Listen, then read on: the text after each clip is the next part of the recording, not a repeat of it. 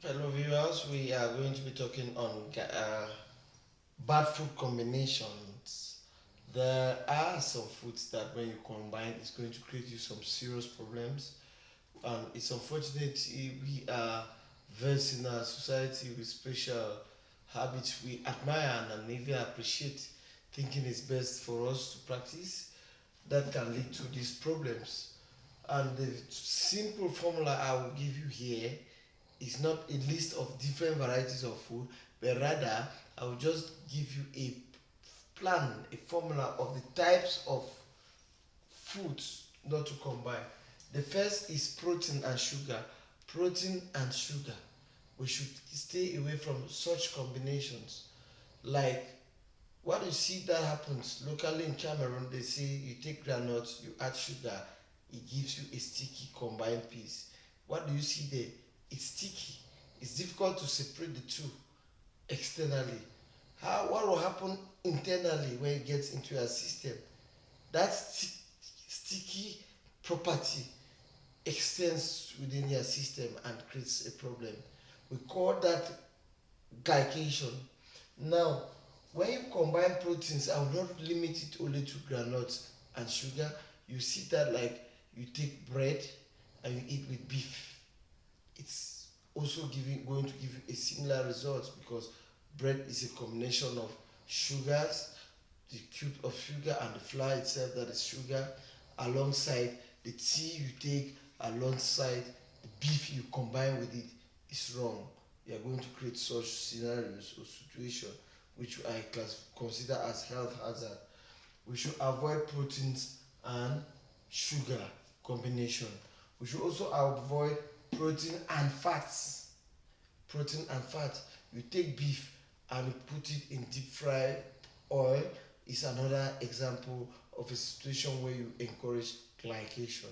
Especially those who go to buy pork and they do deep frying in fats. The oil they are using to fry is fat. So when you combine that, it's going to also lead to glycation.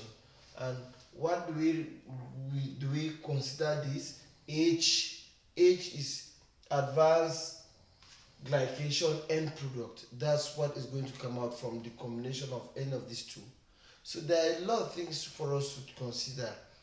Good health does not require sophisticated cooking. There's the difference between us today and our grandparents and those who lived in the old. That's the difference. That's why they lived for long. That's why they were very healthy without hospitals and all the facilities we are having. We are having good medical facilities and creating more problems to our health by poor feeding habits we think is for the wealthy. Now, if you look at the side effects or the results of these advanced glycation end products that will come as a result of combining fats and sugar, combining proteins and sugar, there are a couple of them here. The first is that glycation can cause what we call macular degeneration, where you have poor vision, poor eyesight, because it's going to affect the back part of your eyes around the fovea. There will be some degeneration over there. So we have to be very careful. Next, it's going to affect transmission of impulses, electrical movements, electrical messages across synapses. This, I don't want to be very scientific, but it will distort movement of information within the brain cells, the neurons. So we should ensure that we avoid situations of diet that can lead to these advanced glycation end products. Another fact that will come as a result of these neurons being distorted, the synapses, the transmission of impulses again across the synapses that will be stopped. It will lead to health challenges such as Parkinson's disease, Alzheimer's disease, where you have poor memory, retarded reasoning, and some people who are old enough to reason like adults start reasoning like children.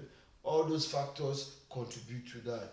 And finally, we have the beta cells located in the pancreas and within the islets of Langerhans that are responsible for producing hormones that are used in regulating sugar in the body.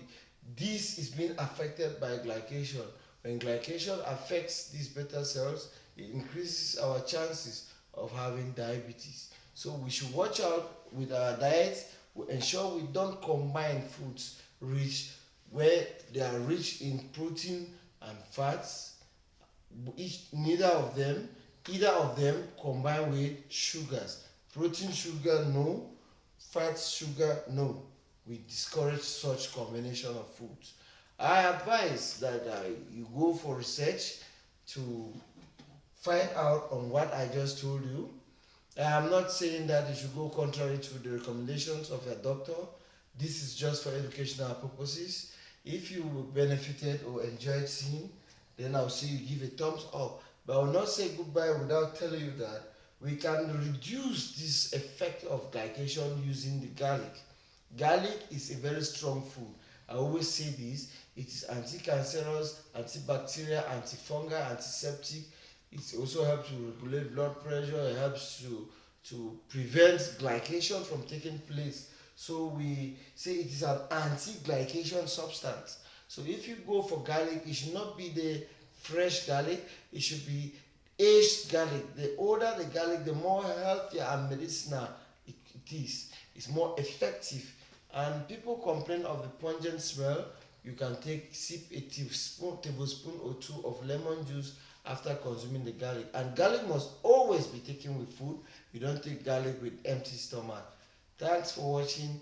Give a thumbs up and press the subscribe button so that you have access to my subsequent videos. Thank you. Bye bye.